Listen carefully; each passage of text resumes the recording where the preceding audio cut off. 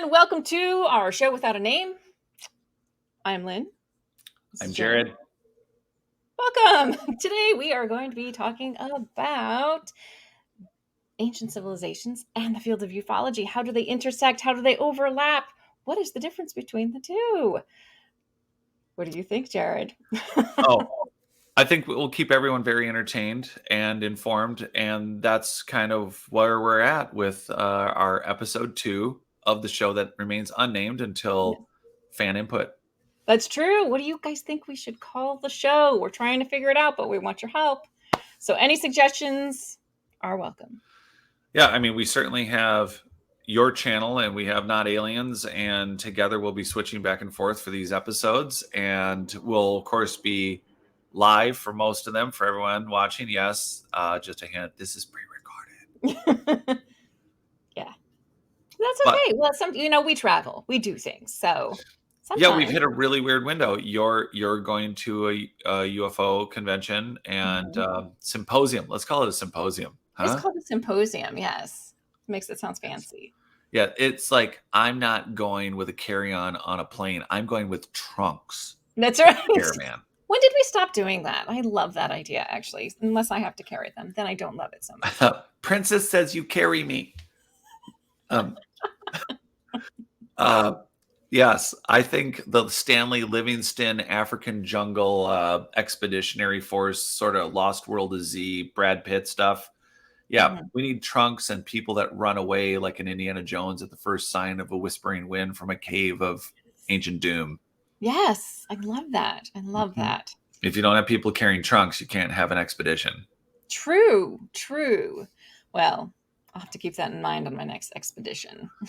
Yeah, which does bring us to, we did jump on a show together yesterday, and we were debating really not debating, but I think it was a good conversation about people's understanding. The point of this dialogue for everyone out there, for the two of us to get together, we really want to bring to you some questions that I think come up with audience that sometimes don't get formulated fully, or we answer one question. Sometimes you might have like 20 more out there.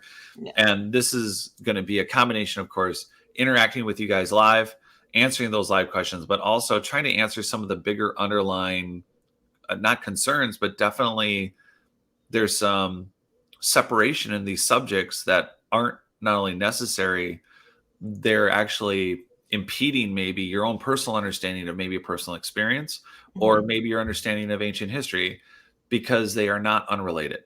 Right. And why is it important for us to understand our ancient history, Jared? Like, why do you think that is important, especially when it comes to, say, our understanding of the ET or, UFO phenomenon? Like, why should we know ancient history? The separation has been very interesting, and I don't think the demarc is just Eric von Daniken's Chariots of the Gods. However, it's a good example where, hey, the Bible and assorted other, not spoiling the book for anyone, but Eric von Daniken's Chariots of the Gods describes that, or the thesis is that ancient aliens or humans had technology. And mostly it got attributed over the last, 60, 70 years that it was aliens, since we really started making 1950s flying saucer movies, that at some point humanity was visited, because the ruins seem to line up with that. If you have ancient equipment, which it's been beaten through Victorian and schooling, that our experience on this planet has been lineal. And so we look at an ancient ruin that no ancient peoples could have been building, like at Baalbek or the unfinished obelisk, in Egypt, just as two examples. And we say, well, clearly then aliens helped us build things, because there's no other explanation unless you start looking at the rest of what's in history. So to answer your question, there is just too much from soil science that indicates artificially man-made advanced engineered soils for growing food and filtering heavy metals that are in savannas that were supposed to be nomadic. So we have vast human populations that are missing. histories that are pointing in Hindu Vedas and religious texts that, like the Book of Enoch, which you brought up the other day, all of these point not to a foreign entity being here once because, hey, they're spending a lot of time hunting, but if we build them a really big temple out of big blocks, they'll be inspired, and then left. And that's a very bizarre jump to believe first that we were not more advanced as a human race to have built the things we are finding and explain the superhuman abilities we currently we're 10 to 15% conscious, but that little gal just lifted a car off of her baby and she did it all by herself. Or there's stuff like that. Like, how is it that we're able to consciously control our immune system? And we chalk up these miracle ability. Well, given our backgrounds, it's either a religious association, or it's I saw a flying saucer, or I think they could be real because look at the universe, it's really big, so they generalize it. And somehow there's been this environment, this gooey dialogue that leaves us with, oh, well, there's aliens and it must be aliens. And then we don't question our origins, and we don't question that if we've already achieved a much higher level of consciousness and technology, that anyone from that era is alive. And I don't mean that they're immortal. I'm not saying that it's the same people, but that there's only one kind of human, and it's the ones that have now gotten as far as the technology that we're at, versus really advanced humans that could still be flying around and things that we think are alien. Mm-hmm. Was that too long? No, that was perfect. Um, no, it was great. But you bring up an interesting point, because I always find it fascinating that people are so quick to assume that ancient peoples, even if we just go back as far as, say, the ancient Egyptians, I mentioned this yesterday on that show that we were on, but I bring it up because I see it all the time, which is that they assume that ancient peoples were less intelligent than us. Like, why don't we give ourselves the benefit of the doubt? Why do we assume that people got smarter as time went on, more advanced? Yes, but that doesn't necessarily mean we have a higher level of intelligence. I think we still have the same capabilities that we did then. We just have different understandings. So why do people make that jump? Do you think that is that just kind of a societal conditioning that we've all had, which was we were less intelligent and have gotten more intelligent as time goes on, or is it just an assumption that people tend to make? Yeah, I think it's really a little bit of all the above, depending on your origin. But lately it's been coming back up for a long time. Eric von Daniken, an anthropologist, they dismissed and also talked about the cargo cults, which are these islands that experienced no outworld contact until the military used them as bases during World War II to be able to fly in, B-52s and fighter planes and supplies. And suddenly you have modern men walking around and marching and guard towers, and you end up with tribes that create fake landing strips, fake airplanes, worship Johnny from, or John from, as in John from America. Yeah. And this you can look it up, but you have a modern example of an ancient tribe they're turning into deities, the US military and British military, and they're like, well, all of this must be from the gods, and all this technology should have been ours, but the gods accidentally gave it to these other people. So that's a modern example. And for those that want to digress into it, it's super cool to look at. It is actually super fascinating to figure out these people really believe that all those machines and those things were gifts from the gods. And we're sitting here going, well, there's a whole history of the Wright brothers and the history of flight. And we know exactly how we got to airplanes. This is not a God thing. And so here in these stories, the Hindu Vedas talk about basically nuclear war and the gods fighting. Why are we not treating the Hindu Vedas like the cargo cult? Why are we not automatically assuming that there were some primitive people who, right like today, lived alongside very advanced human beings, and they witnessed nuclear war? They lived to see nuclear war. They saw scalar weapons, energy frequency beams, things that are like out of sci-fi stories that we read or watch in movies. So why are we not assuming that the book of Enoch, describing Enoch being one of the only couple people picked up by God in a flying saucer, essentially, and Mm-hmm. flying into space and looking at the earth? Why are we jumping, to your point, to aliens and not assuming, despite having modern examples of the cargo cults, um, to exactly an ancient cargo cult? And Mm-hmm. that, yeah, these are the last modern humans. And by modern, I mean everyone that we've accredited to being dynastic: the Egyptians, the Olmecs, the Toltecs, the Aztecs, the Mayans, the we don't even count megalithic Japan. Mm-hmm. There's megalithic ruins that are highly precisioned, polygonal.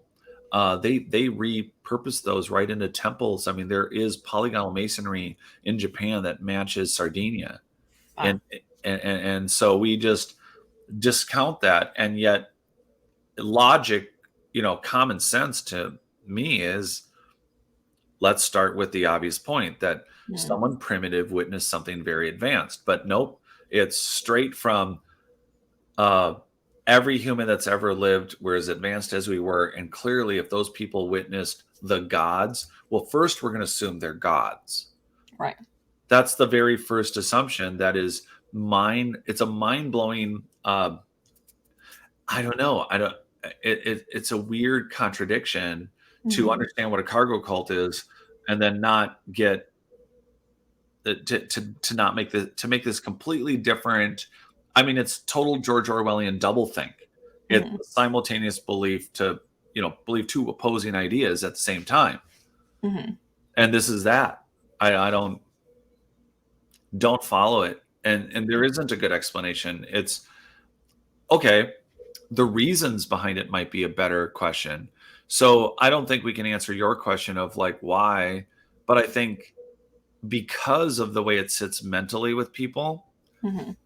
I think the only solution is to talk about it like we are now, and Yeah. to produce shows and to get more people to hear, to put it out in the ether, to put it out in the collective consciousness.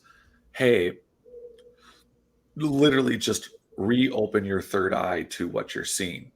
Mm-hmm. It will make more sense. It connects more dots, but it's not a belief thing where I don't think we're sitting here going, you guys need to believe us. It's use discernment and wisdom and objectively look at what you're hearing. It's aliens or it's advanced humanity screwing things up so epically. That's what's terrifying. We're less conscious. I mean, do you want to be Yeah. 15% conscious? No. I mean, you've done really good with your jewelry choices today. I mean, imagine, I want to know what Lynn would pick at 100% consciousness. I do too. Yeah, I do too. The sparkly ones. That's what Lynn would pick. Yeah. Ooh, like, yeah, what if something's never changed when you're 100% conscious? Like, ooh, shiny. Right? Like, That's not a bad thing. yeah, ooh, Shiny more equals shiny. good. What if we end up doing that? It's just like It's amazing. I was smart enough to buy one before, but now that I'm 100% conscious, I bought six That's right. Because of I'm everything. consciously aware these are pretty. I I can now better justify my poor shoppingaholic choices. Absolutely. And I look forward to that, frankly. Mm, Do you think so? There's this theory too that some of the extraterrestrial beings that may currently be visiting the planet, and again, that is up for debate, whatever what each person believes, but there is an idea that perhaps some of these extraterrestrial beings are humans from the future. Now, I'm going to posit a different question. What if they aren't humans from the future, but what if they are the descendants of these advanced civilizations that are maybe allowing us to think that they are humans from the future or humans from another planet? Like we have the beings like the Pleiadians that look very human. What if those are simply ancient Earth civilizations that have gotten to the point where they are a spacefaring civilization, and so they allow us to think that they are someone else? That's exactly the point. We are now never going to make another episode. Thank you, everyone, for watching. Sorry. That's all we know, folks. Bye.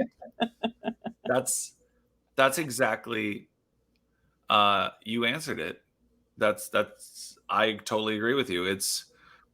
It was easier to believe in the courses we've taken because of this belief that we're the most advanced as we were. No one seemed to want to relate to the question. And honestly, part of it, I think this is what I'm concerned about, the handicaps of humanity's mindsets, like the stupid ass Georgia Guidestones, which I should just shut up about. Like, in the future, let there be only 200 million. Really? What's in your damn handbook about how many mosquitoes, you jackass? I Yeah. mean, you don't know anything about the number of species or things that are even living on the planet, yet you know how many people should be on a planet that will be burned out by a sun in a few more billion years. There Yeah. is an end date on this planet, and it's not one where, oh, you know what? We're so happy all the bison were here at the end. Mhm. So again, there's assumptions about the natural state of the planet, what it should look like, what it was, and it's these ideas that are based in nothing but 15% conscious feelings. So the very discernment to get to the reason, I think the argument for why are we at aliens as a solution, and why are we at, oh, they must be from somewhere else, Mhm. is because we're operating half drunk stupid at 10 to 15% conscious. Yeah.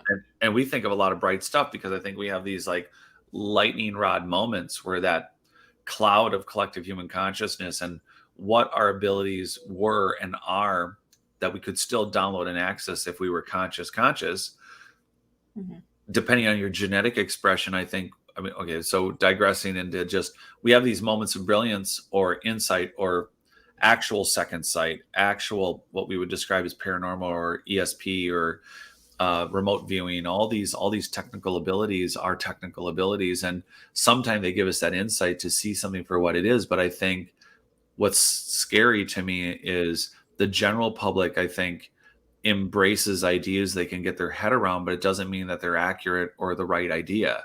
Mhm. So here we have that where it's well within a 10 to 15% conscious person to go, oh, yeah, it's aliens. Mm. They're alien, because we're that fogged. We're that, people talk about um, having different states of their brain based on they've been sick, or they're not just drunk or high, but just like, hey, I had this really foggy brain today and I can't remember, or I forgot what I said, Mhm. or the excuses for murder. It's like, I don't remember stabbing her 800 times. Right. Really? Well, I worked up a sweat. I'm a maniac, man. No. So that's really, I think, what's happened is that we have to be a little scared, not scared, but Mhm.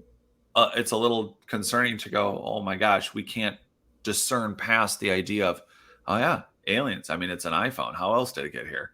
Uh, Yeah. Humans made it in a factory, Mhm. like the Antikythera device, first one ever. I love that. I wrote about it in It's Not Aliens. Antikythera device, first one. Yeah, it was like, we can see how they could grind that. Really, it was the only one. Or again, it's made out of metal. You Mhm. find it in the ocean. It's lucky to, again, it's the exception that it survived. Um, and again, depending on how the world turns, a metal device, either besides rusting away, any other metal device could have been melted down at another time to become a different product. There's no, we don't have our eyes on even the recent past, and the Antikythera device is considered the first computer, and it's from ancient Greece. But again, it's only because they found it and they've done a lot of work on it, and so we're not we're not in any possession or anywhere close to understanding our ancient past, but we have these remnants of these large megalithic blocks. And actually, that did come up yesterday, is that we have those 3,000 ton plus blocks in Siberia. Mhm. The Baalbek blocks are 1,200, 900, 1,000 pounds. And that's just the base level. Nobody ever looks at the the temple at Baalbek and doesn't look at it and go, I don't think I build it like that. It's a hodgepodge of construction, Hmm. and that's just not how anyone builds. It's Yeah. not.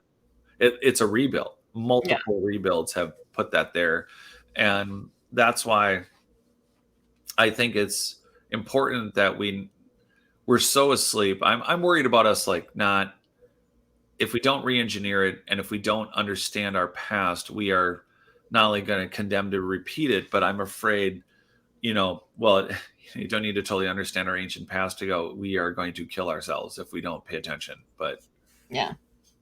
I think that we could more easily come to peace in the future if we could more collectively be honest and true about our past.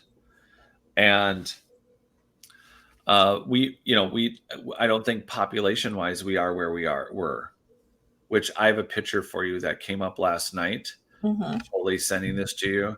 Okay. And I described the human, I brought up what Michael Tellinger had said about how many people, if you have 8 billion people, what would it look like? Hmm. This is also now Lynn and Jared react to things. So this is a react video.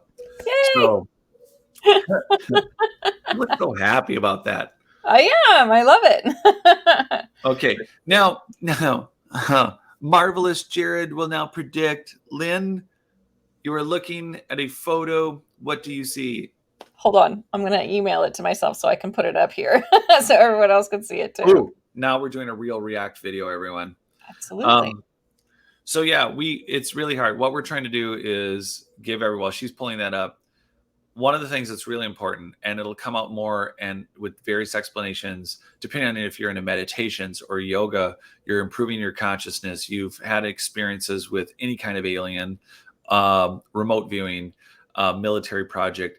What we have is various different modalities, all experiencing a collective human condition that is a result of not only what we are maybe uniquely inventing, but we are part of something that was much more mysterious to us now, but what was once much more advanced and connected, a system that we've now broken down in all these different modalities, from paranormal to UFO. And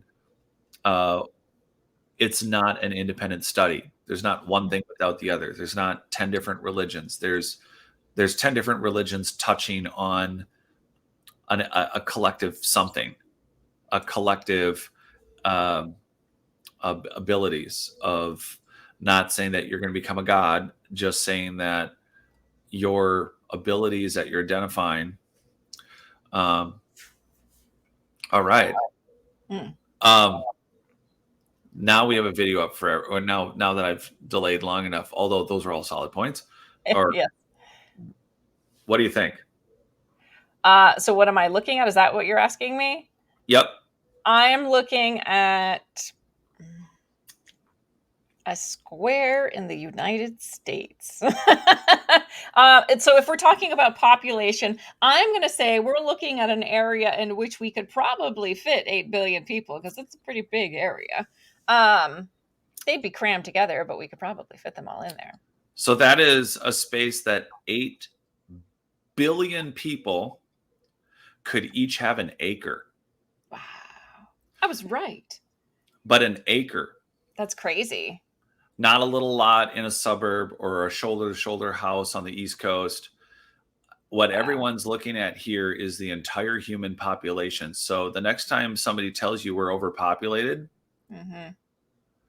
I think this is really important. Hell, this should be our thumbnail.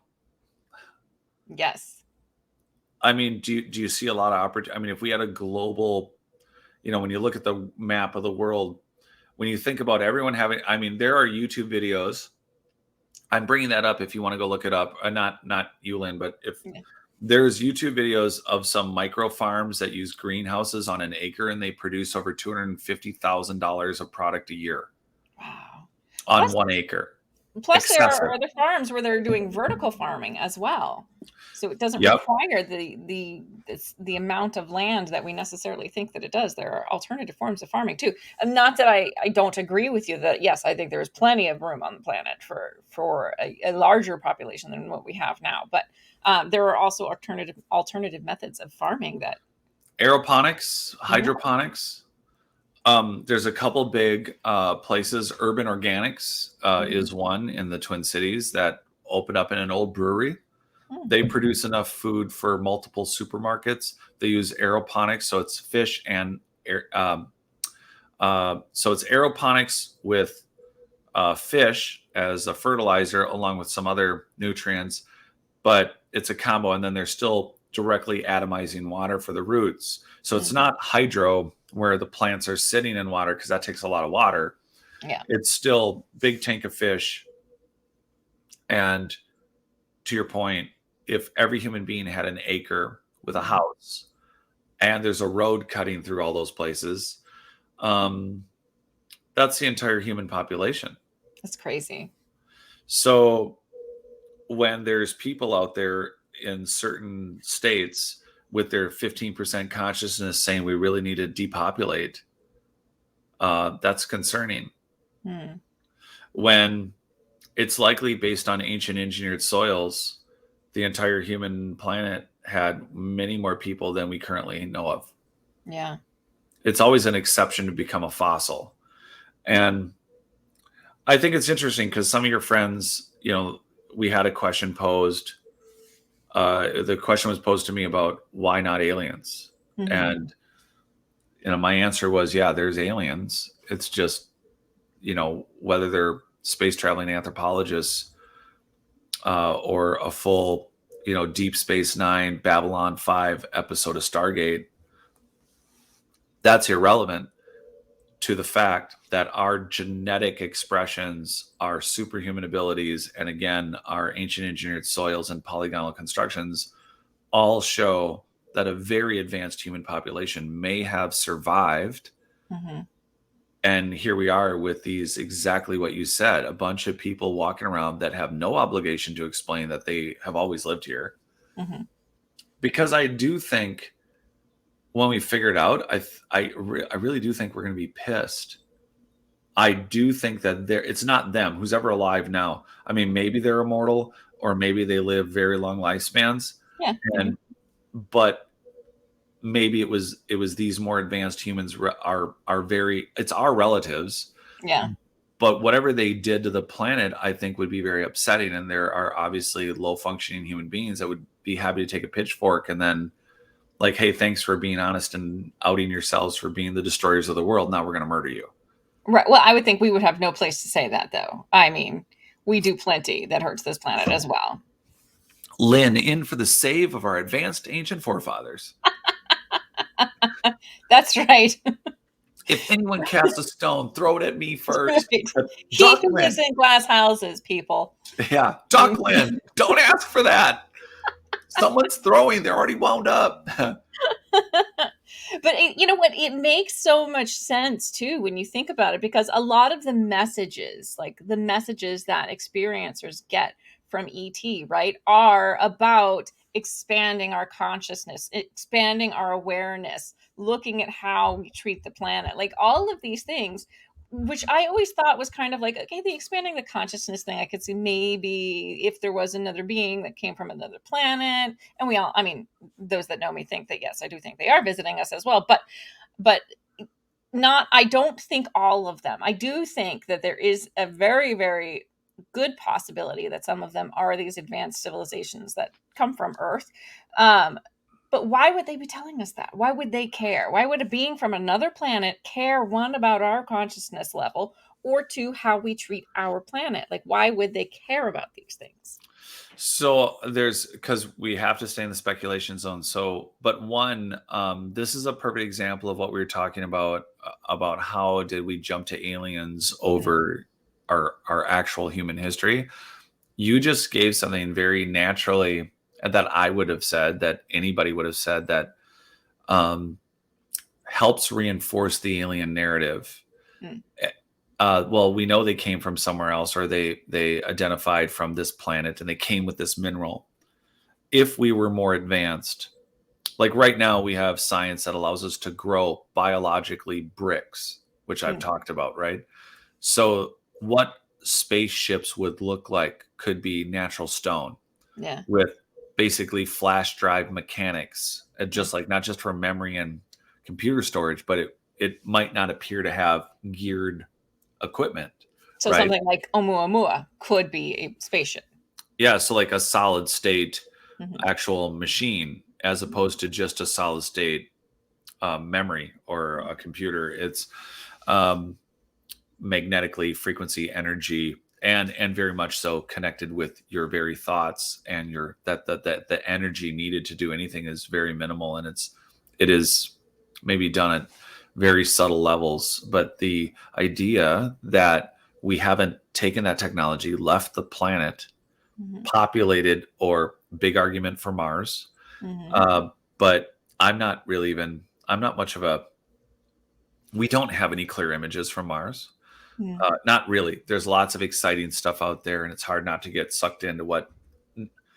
Yeah, everyone out there, ask yourself this: does NASA have an unfiltered camera, and you're really getting live footage? Well, they Seriously? have. I'm sure they have an unfiltered camera. Are we getting those images? Right, right. That's my point, right? So if we've already advanced beyond where we're at now, and we left the planet, Mhm. is an accurate statement to say, well, we somebody had this visitor from somewhere else. Yeah, they're under no obligation to explain that they're originally from here. Mhm. They're under, like, if they left a million years ago or a half a million years ago, and they've established themselves outside of this solar system or on whatever fill in the blank moons, they are under no obligation to explain that they're from here. They're under no obligation to tell us that they're our relatives, Mhm. and not a different, like, yeah, they've not, it's not, we keep using the word evolved, Mhm. programmed. We are looking to control aging, cancer, disease. uh Pick a hair color. Do you want to have straight hair or curly hair? Huh? Mhm. Choose your hosts. How would you like Jared and Lynn to look next? uh Yeah, she's perfect the way she is. That was the Aw. answer. Trick question.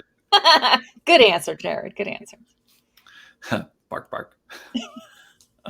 So then so we reinforce this narrative by saying, hey, I had this experience with someone from somewhere else, and it's like, Mhm. true statement, they may have been from somewhere else. It doesn't mean that they weren't from here.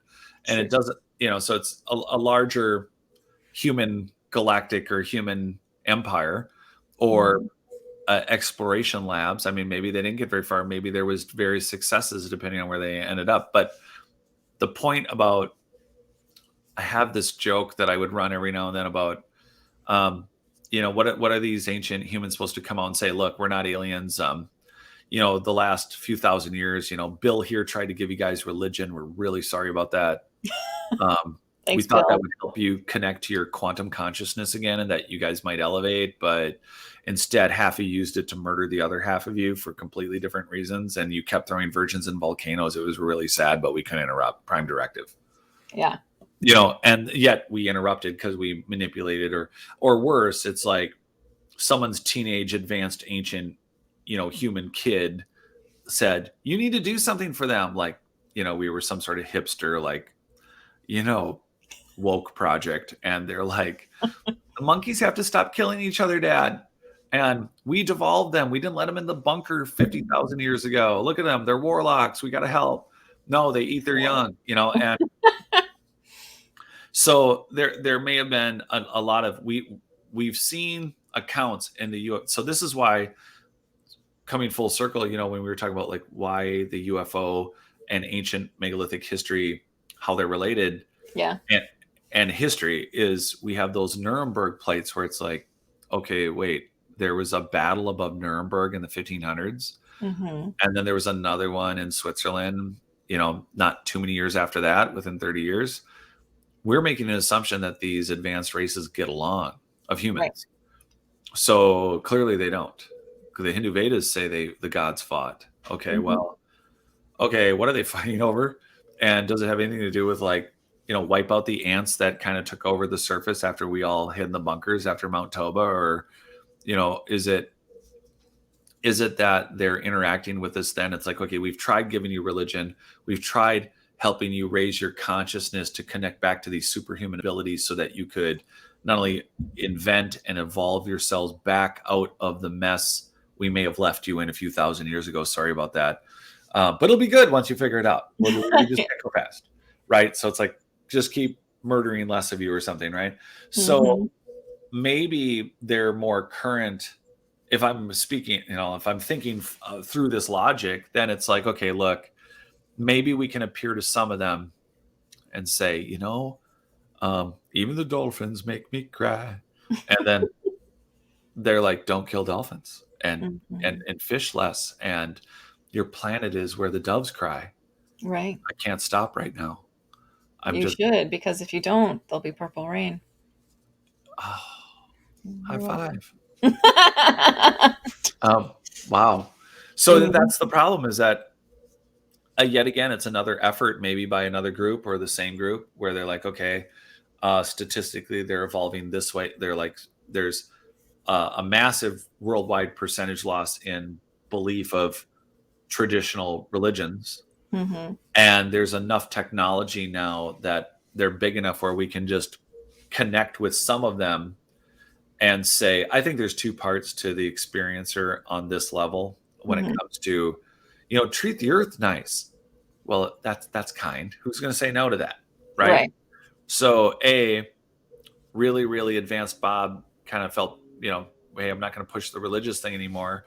There's enough people on the meditation and consciousness track now that are actually doing it, that it's actually contributing and helping. Murky waters, maybe, or maybe it's a clear thing. And then now, instead of pushing, love thy neighbor, it's, hey, you should really take care of this. And I don't think it's, I think it's a very 60s, 70s, 80s. Like, the rainforest is going to be gone. Mm. The planet's going to be a dust bowl and nothing's going to survive on it, I think, is the primitive perception. But I think the idea of preserving the planet that I think they're really getting to is that you can't manage this giant Zen garden that I think was Zen at one point, that really was a, Mhm. the sliver of truth in the idea of the Garden of Eden, in my opinion, is we just had a very, I mean, everything right down to the the fungus and the bacteria that were connecting, the tree networks that were connecting to the soil networks that were connecting to the buildings and us, Mhm.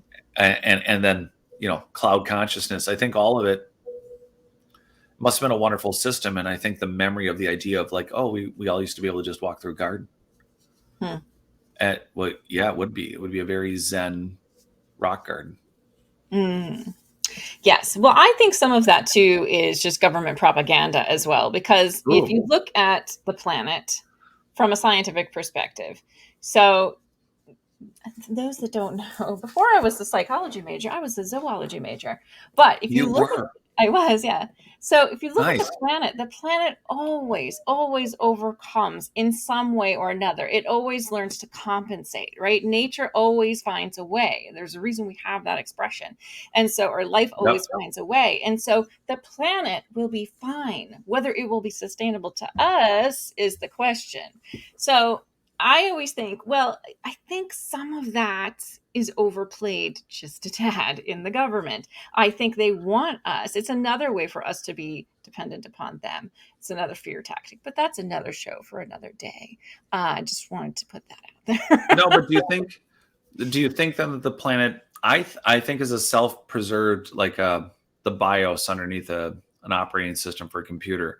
It's almost like it's a BIOS it's a intentionally programmed survival. It's not a random, No.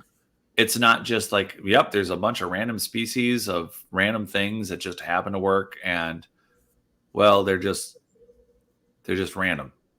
No. I mean, I do believe that the Earth, and I think all of the planets, not just the Earth, but I think they have their own consciousness. It has its own consciousness. I think it is aware in some way, shape, or form.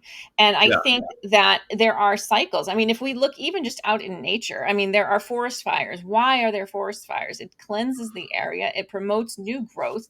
It allows for clearing. It allows for it's like when we decide that it's like, let's, I don't know, take a shower, and cleanse things off so that we don't want to allow new growth. That sounds gross.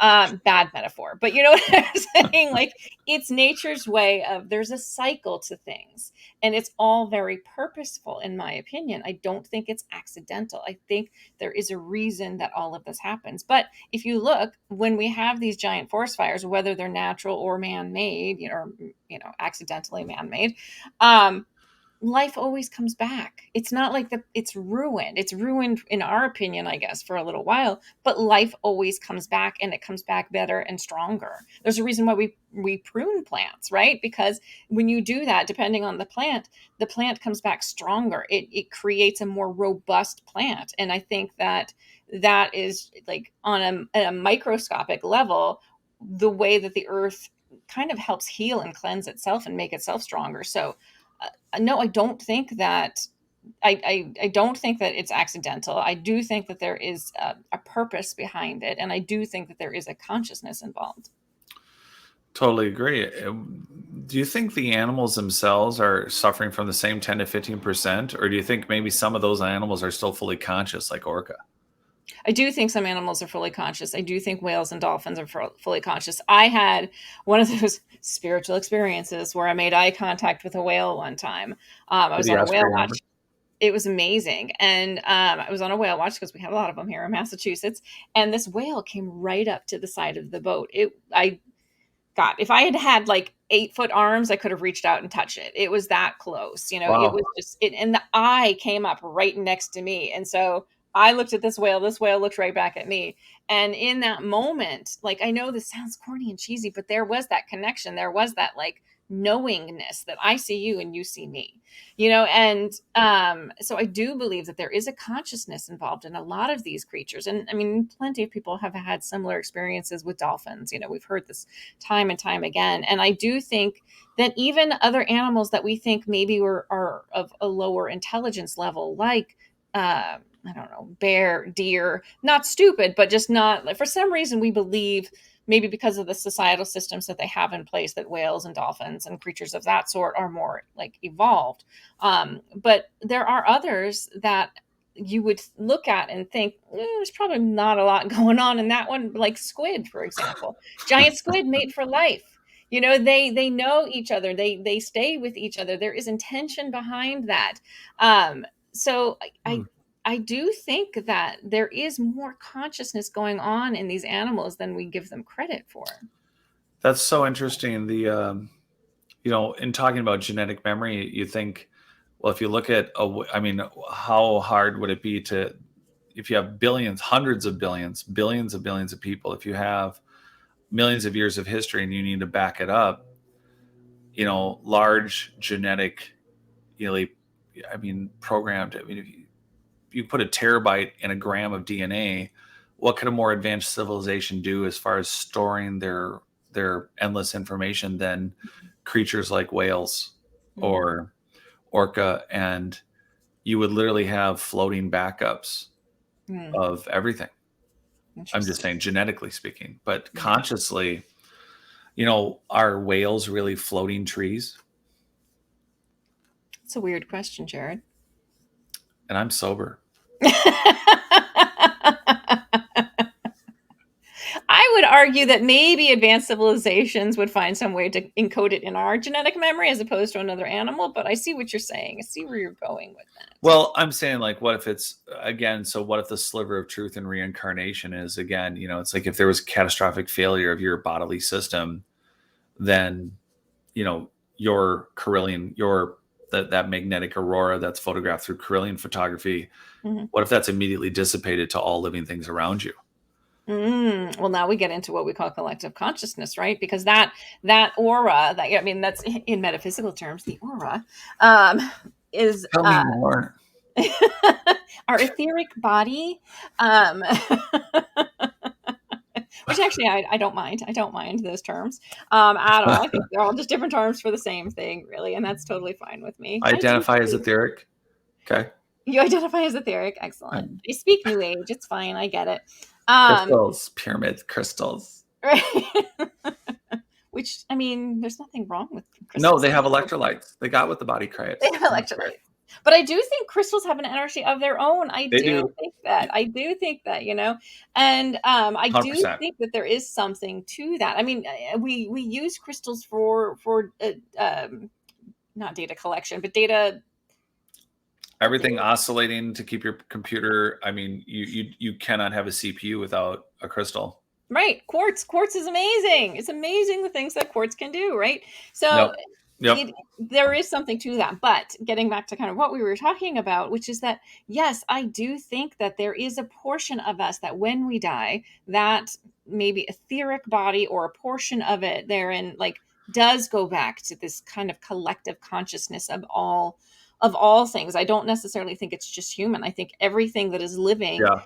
has this, not even everything that's living, really everything, because energetic, we're all made up of energy. A rock is made up of energy. We are made up of energy. This desk in front of me is made up of energy because of the components that it's made of. It's all energetic. And so, yes, and that will dissipate once I mean, the desk can't pass away, but once whatever the components have been destroyed in whatever way, shape, or form, yes, I do think that energy will be reabsorbed into this kind of collective consciousness. And I know we often think of collective consciousness in just like human species, right? But I don't think that that's necessarily the case. I think that there is a greater field of energy that encompasses the collective consciousness. What do you think, Jared? Is a whale a floating tree? That's what I started with. Sticking to it. I like it.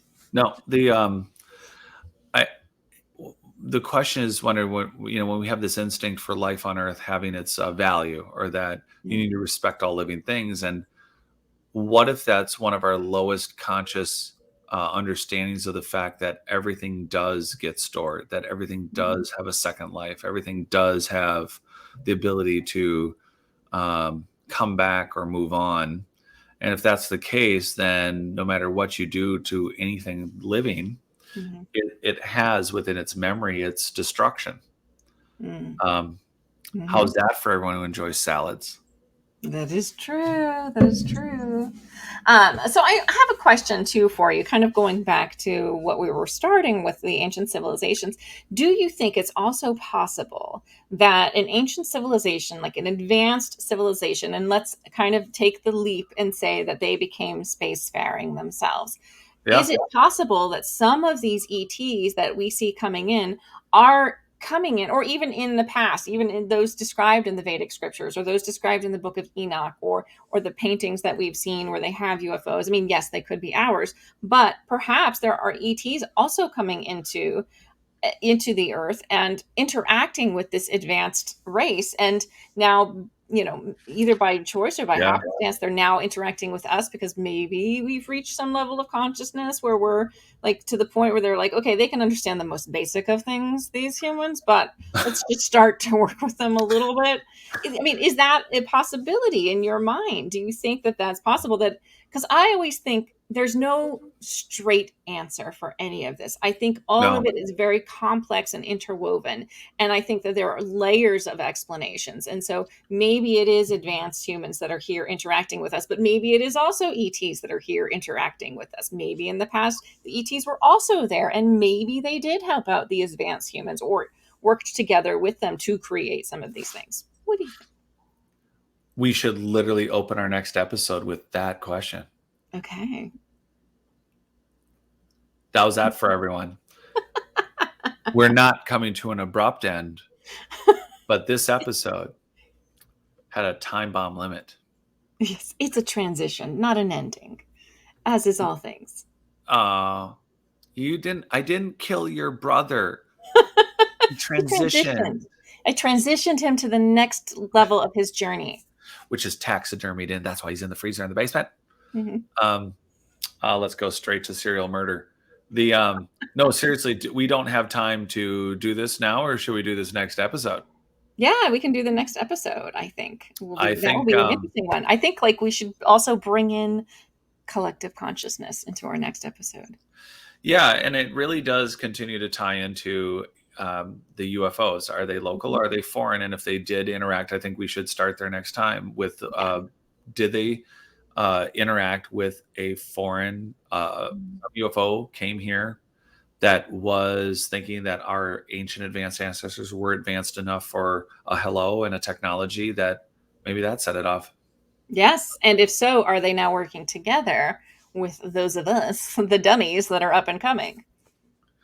Oh my gosh, this is going to be great. I want to thank everybody for joining us for this first, this second conversation we've ever had collectively. Ever had. Lynn and Jared, at least Lynn and Jared Lynn and together. Jared think about it. Oh, now we're brainstorming our own show. So, anyone, if you have ideas, email either of us at either not aliens or Lynn. Or better yet, leave it in the comments down below. Thank you. Mm-hmm. I Thank guess, you. Thank yeah, you, Jared. All right, so I guess we will see everybody next week at the same time. Um, same, same. same, same. All right. Well, thank you so much, everyone. And we will see you guys soon. Bye bye.